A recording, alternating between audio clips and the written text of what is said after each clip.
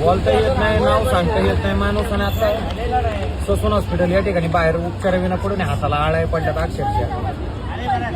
तर माणूस पण जागला पाहिजे ना. आपण आज मुक्या प्राण्यांना जीव लावतो आणि आज माणसाकडं ना कोणाचं लक्ष आहे ना काय. पाहता माझं ससून हॉस्पिटल आणि उपचाराविना माणूस आज हॉस्पिटलच्या बाहेर पडून ना नाव सांगता येतंय ना काहीच येतं. बाबा नाव काय तुमचं?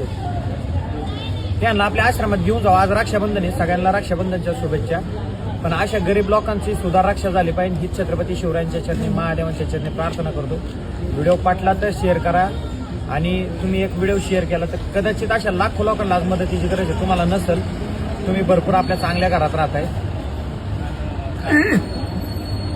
आज यांचं वय आपल्या नातवांबरोबर आपल्या कुटुंबाबरोबर घालवायचं माणूस फुटपाथवर उघडला. तर तुम्हाला मदतीची गरज नसेल, पण असे लाखो लोक आहेत तर त्यांना आज मदतीची गरज आहे, मरणाच्या दारात उभे.